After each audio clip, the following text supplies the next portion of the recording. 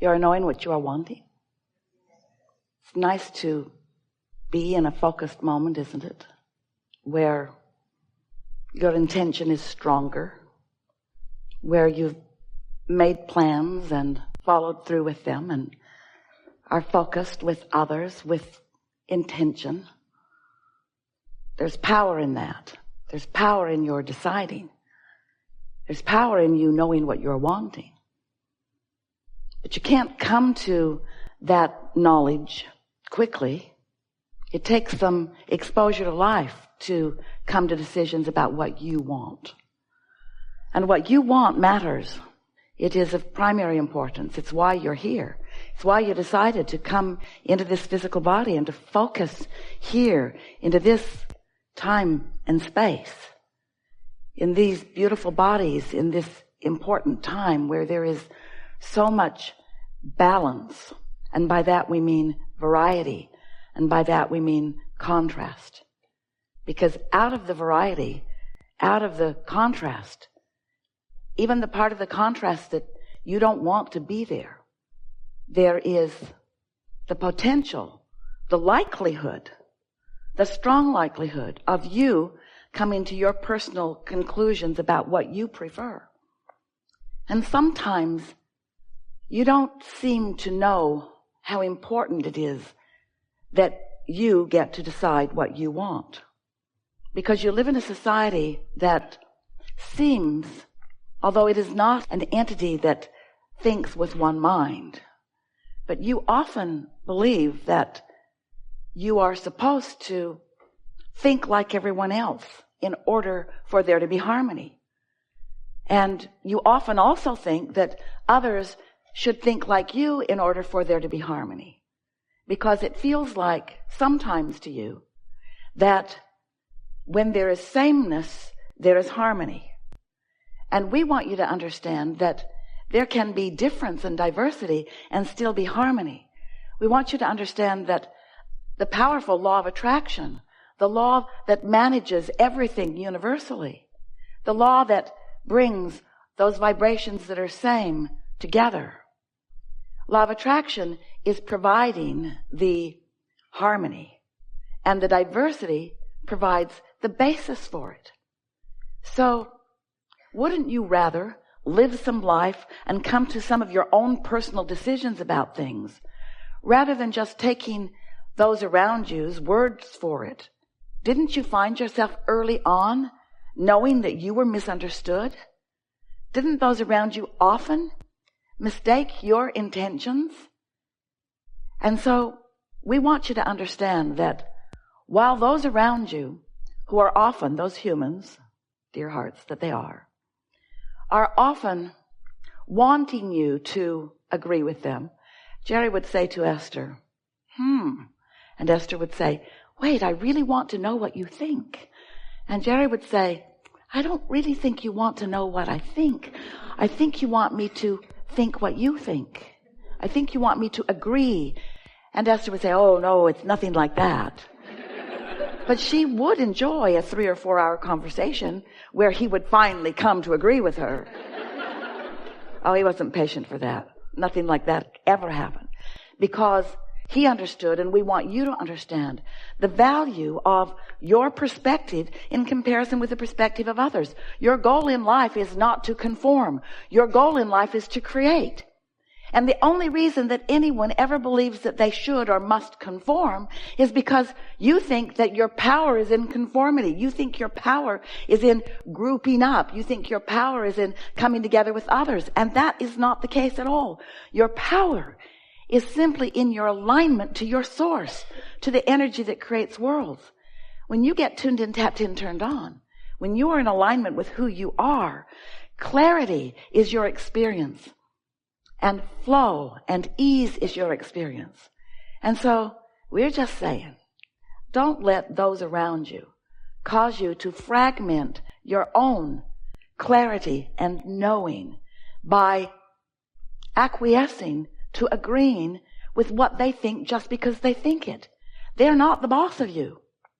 They want to be, but they are not.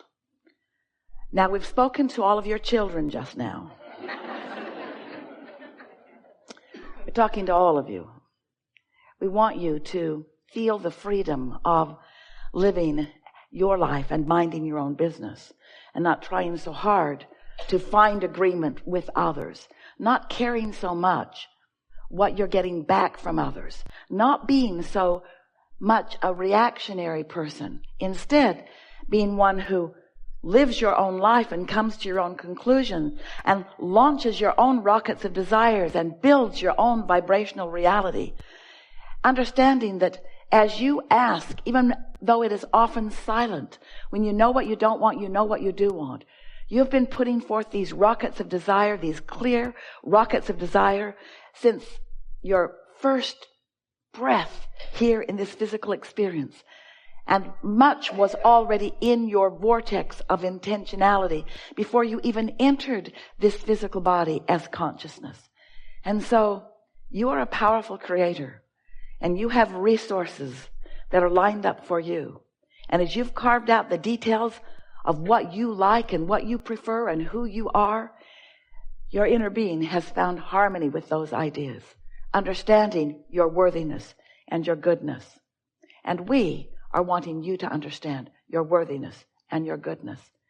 And most of all, maybe, your power. We want you to feel the empowerment of alignment and release the disharmony of fractured energy.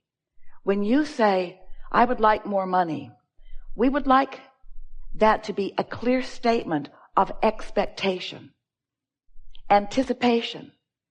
We think it would be so wonderful if you didn't water that down by saying, I want more money, but I don't have enough. That's a fractured statement. That's a fractured point of view. That's weakening your desire. Your desire was clear every time you launched the rocket. And Source heard you and believed you and agrees with you and is lining up circumstances and events to accommodate you.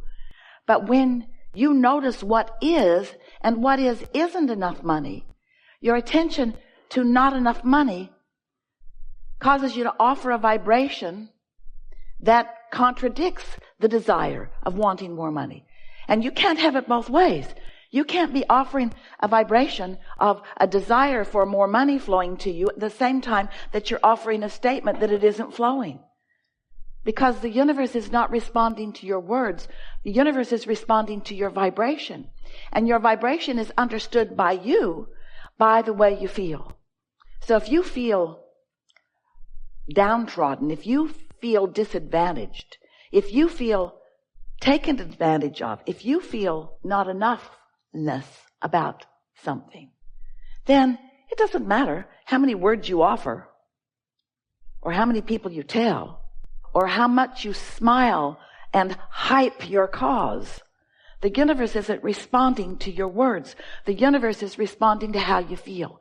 So you've got to shift how you feel. If you don't have enough money, you've got to look for prosperity where it is in your experience. The prosperity of the sun coming up and the prosperity of the way you move freely in this nation. The prosperity of being so free that you can choose bondage. The prosperity of having that comfortable bed that you sleep in and that warm blanket that you pull up over you. You have to look for evidence of the prosperity that you wish to increase. You cannot look at the absence of something and increase what you want. Instead, you increase the absence of it. Doesn't that make perfect sense? The law of attraction is the law of inclusion. There's no exclusion in law of attraction. So when you look at something and you say, no, I do not want that, what you're actually saying to the universe vibrationally is, bring to me more of this that I do not want. So yes, yes, yes. Yes, I want that. That's a really wonderful word. Yes, because yes is saying, come to me this thing I want. But when you say no, that's like saying, come to me this thing I don't want. So you want to begin to pay attention to what you're saying yes to and say it more often, and what you're saying no to and say it less often, because you get what you think about, whether you want it or not. So as we began talking to you some years ago, we wanted you to understand how it works. And so we, for a while, called this body of work The science, because it's ever-changing and evolving. Of deliberate, because focus is such a good thing. And that's the sweet spot of being here, to get to deliberately choose and decide. The science of deliberate creation. We thought it was the best title ever for what we are all about, which is thinking on purpose, feeling on purpose, attracting on purpose, creating on purpose. But you, dear hearts that you are, got all serious about it. And you said, oh, cancel. Try to suck those words back before the universe gets hold of them. And we noticed that you were too worried about what you were thinking. You began to apply this soft approach to life that we were wanting you to understand, that we were wanting you to feel knowledge about. Because if you don't understand how the laws work, then you can't notice the consistency with which the law responds to you. Once you understand how the law of attraction works, then you can notice its absolute consistency, and then you can find your place within it. Once you understand that you were source energy before you came into this physical body, and that source energy part of you is still alive and well and active and dominant, then you can understand that you in every moment have a source energy perspective and a human physical personality perspective, and that those two perspectives are playing off of one another. In other words, you are having vibrational relationships with who you really are and what you really want and what you really know and what you're thinking and speaking and knowing in this moment. So the emotions that you feel have to do with how wide that gap is between you and you. When you are in sync with who you are and you've closed that gap, you feel love, you feel exhilaration, you feel satisfaction, you feel eagerness.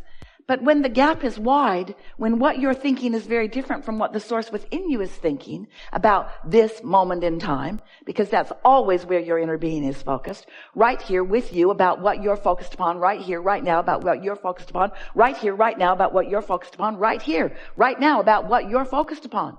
So your inner being is focused. Did we tell you right here, right now about what you're focused upon? Do you understand that your inner being is focused right here, right now about what you're focused upon? And your opinion about what you're focused upon matters in relationship to how you feel. If you're mad at yourself, since your inner being never is, that's what that feeling of guilt feels like, or self-blame. If you're hating someone, and they darn well deserve it too, don't they? That's what Esther says, Abraham, you just need more information. You need more information. If you're hating someone, that feeling of hate within you is the emotion that you feel when what you're thinking about right here, right now, and how your inner being is viewing it right here, right now, are vibrationally different. So once you realize how long you have lived, how many lives you have lived, how much you've come to, how expanded and evolved you are, and how important this life has been in adding to who your inner being is, the total expansion of who you are, then you come to understand quite easily with a little bit of practice that caring about how you feel means caring about this gap. Caring about how you feel and doing something about it gradually. You can't do it all at once any more than you could just jump over a house. You have to gradually move it. A few years ago, Esther and her wonderful team and many of you went on a cruise to the Panama Canal. And it was so interesting because the water level as they approached the canal was 84 feet difference from the body of water that they were going to be in on the other side of it. 84 feet. Now that ship is not just going to jump 84 feet. It would be hard on the ship and everybody in it. So instead, it just moved into a channel, and then the water gradually rose. And when the water was level with the next lock, they opened the gates and the ship just sailed in. And then the water rose again. And when the water was level with the next lock, then the gate opened and the ship just sailed